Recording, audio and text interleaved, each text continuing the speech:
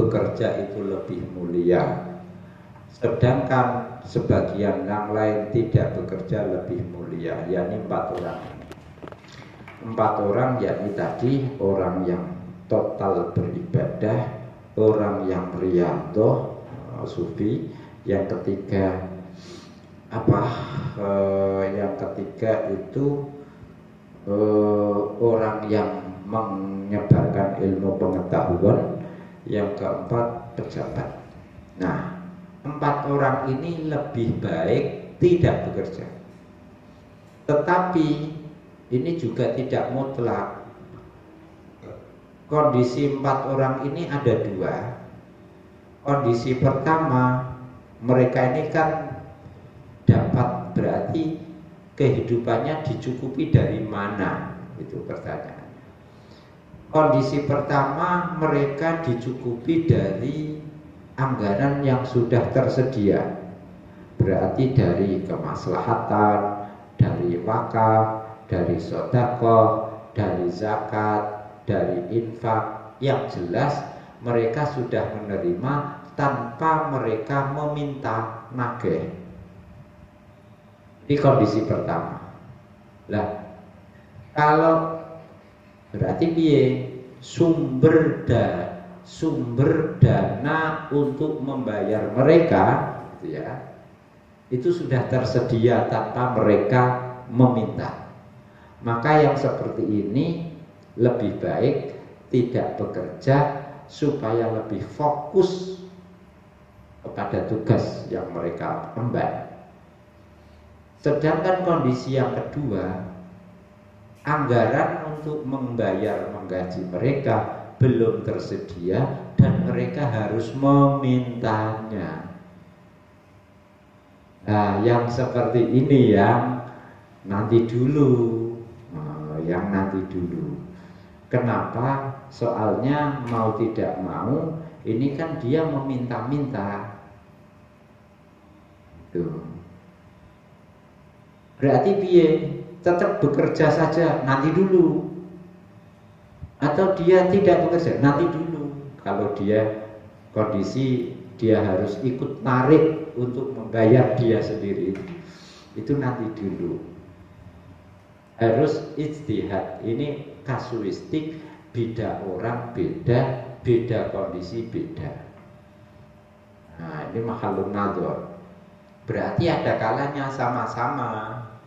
Saya juga digaji, sampean juga digaji. Terus sama, saya dan sampean harus menarik uang yang dijadikan untuk menggaji kita. Ada kalanya bagi saya lebih baik sambil bekerja, bagi sampean gak usah bekerja sama sekali. Itu mahalun nadhar. Nah, kalau sudah begini, tanya siapa?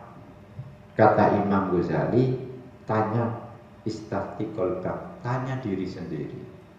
Diintrospeksi, dikoreksi, dihayati, ya, direnungkan. Jangan tanya orang lain tidak tahu kasusnya, tidak tahu psikologinya kita gitu. Nah. Terus bagaimana menurut Imam Ghazali? Profesionalisme. Nah, ini loh, saya tetap menitop ini. Piye? Kalau ini terserah kita. Cuman begini, kalau kita itu harus meminta apa yang menjadi jatah gaji kita, berarti ini menghinakan kita, merendahkan kita. Di sisi lain, kita juga memberi manfaat kepada mereka. Kalau ini kita objek bekerja, nanti tidak fokus kita, pengabdian kita, gitu ya. Ya wes, sambil meminta gaji, kita imbangi. Yukobilu itu tadi loh, kata kuncinya yukobilu bima yahsulu ministegoli bililmi. Berarti piye?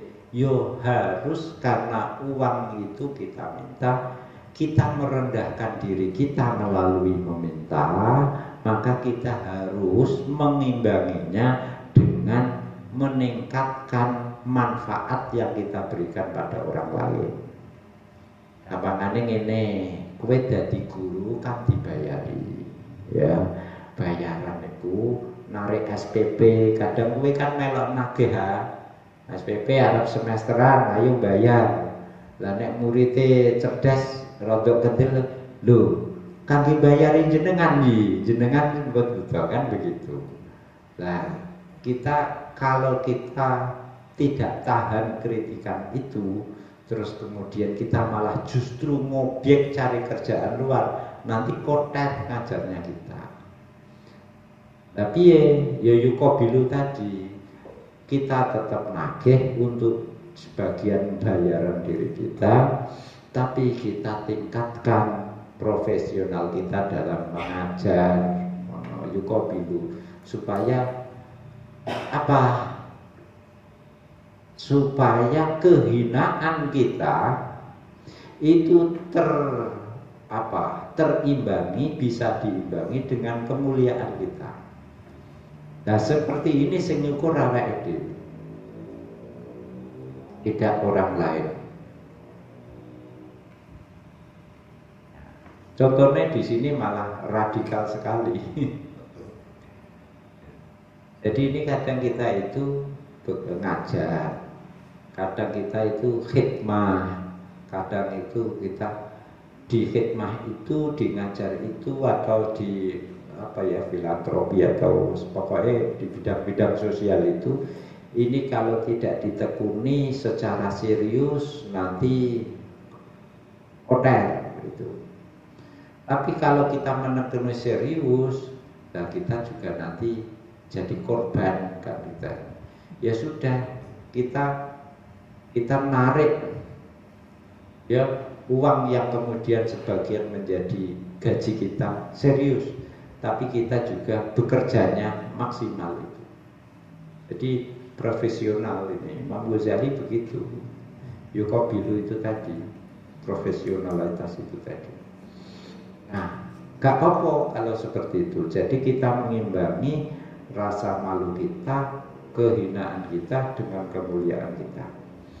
Ini malah Imam Ghazali mengutip dulu itu ulama salaf, ada orang yang karena dia tidak bekerja itu terpaksa harus berteman dengan orang jumlahnya 360. Kenapa angkanya 360?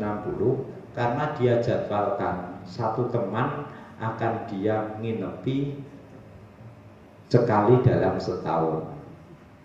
Jadi kita tanggal 1 Suro jatahe Pak Doli, wah nginep berarti kon njaluk mangan dhewe. Sesuk tanggal 2 Suro kanca orang kedua.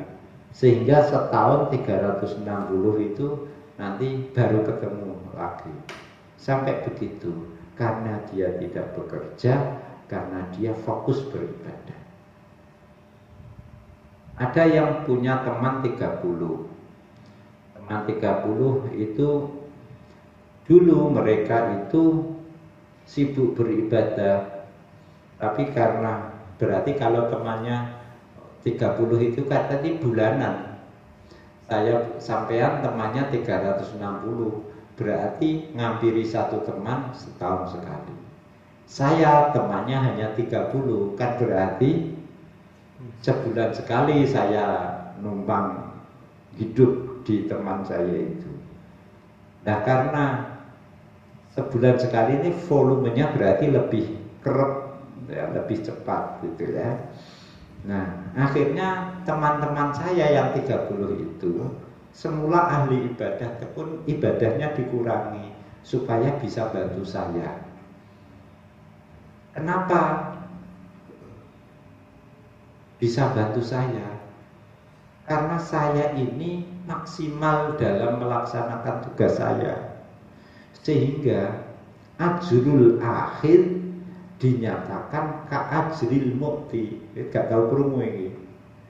Pahala orang yang menerima saya itu sama dengan pahala orang yang memberi. 30 teman saya itu. Kenapa? Karena apa? 30 orang itu memberi ke saya, memberi ke orang yang tepat. sehingga saya bisa melaksanakan tugas saya itu, memberi kepada orang yang tepat itu. Sehingga apa yang menjadi tanggung jawab saya terlaksana dengan baik.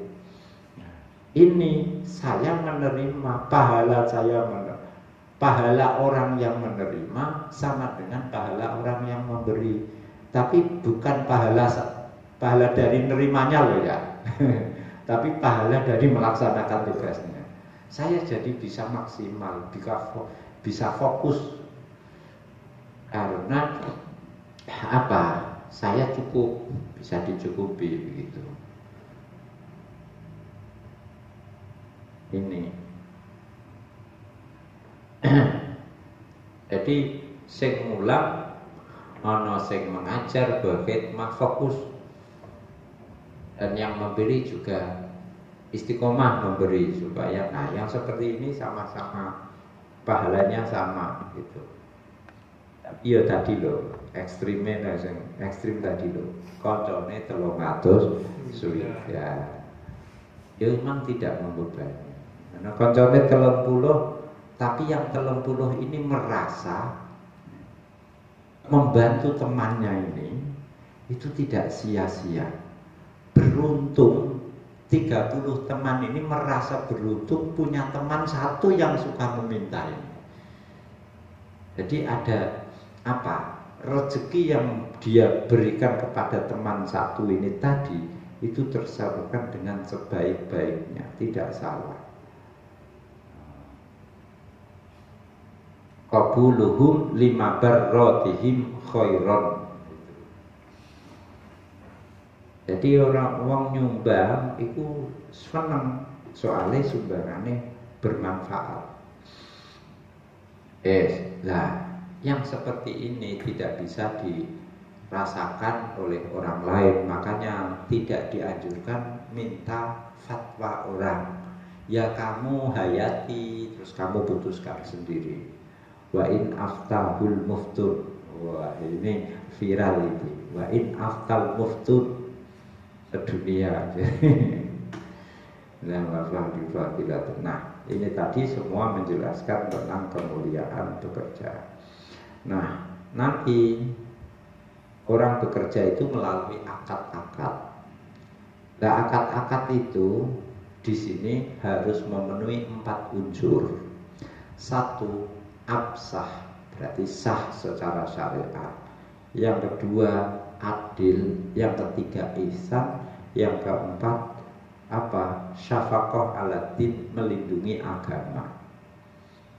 Nah, karena harus absah, ya ini nanti dibahas lebih dulu bab berikutnya, keabsahan kita transaksi.